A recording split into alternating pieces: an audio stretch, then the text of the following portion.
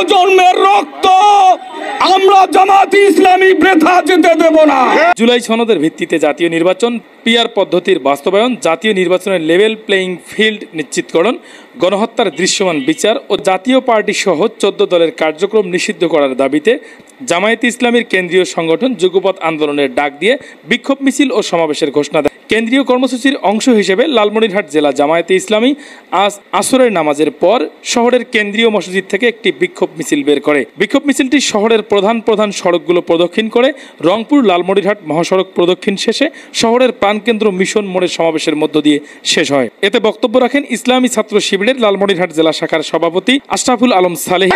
সময় এসেছে, এই সময়ে যদি আমি আপনি ভুল করি তাহলে দেশের জন্য যে ক্ষতি হবে এই ক্ষতির দায় আমাকে আপনাকে নিতে হবে।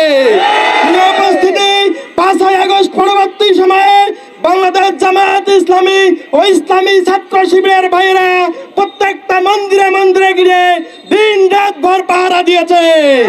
শ্রমিক নেতা রেনায়েল আলম আগামী দিনে এই মিছিল এই দাবি সম্পূর্ণ না হওয়া পর্যন্ত ঘরে ফিরবো না ইনশাআল্লাহ। জেলা জামায়াতে ইসলামীর সহকারী সেক্রেটারি হাফেজ শাহ আলম, যারা আজকে পিআর পদ্ধতিতে নির্বাচন এবং জুলাই সনদ বাস্তবায়নে টালবাহানা করছেন, বিভিন্ন রকমের নোট অফ ডিসেন্ট দিচ্ছেন, ষড়যন্ত্র করছেন, তাদের উদ্দেশ্যে বলতে চাই যে জুলাই যোদ্ধারা রক্ত দিয়ে 15 বছরের খালেদা জিয়ার বন্দি জীবন উন্মুক্ত করেছে, যে জুলাই যোদ্ধারা আন্দোলন করে রক্ত দিয়ে জীবন দিয়ে এটিএম আজহারুলকে মুক্তি দিয়েছে, যে জুলাই যোদ্ধারা রক্ত দিয়ে জীবন দিয়ে এই বাংলাদেশকে ফ্যাসিস্ট হাসিনার হাত থেকে উদ্ধার করেছে, সেই জুলাই সনদের বাস্তবায়ন যদি না হয় এই অবস্থায় বাংলার জমিনে কোনো নির্বাচন হবে না, হতে দেওয়া হবে না। এই প্রজন্মের রক্ত আমরা জামাত ইসলামী বৃথা যেতে দেব না। কোন রক্ত চক্ষুকে আমরা পরোয়া করি না। সাবেক জেলা আমির অ্যাডভোকেট আব্দুল বাতেন 54 বছরের ইতিহাসে বৈধ কিংবা অবৈধভাবে যত সরকারে এসেছে কেউ সম্মানজনকভাবে তাদের ক্ষমতার অতিক্রম করতে পারে না।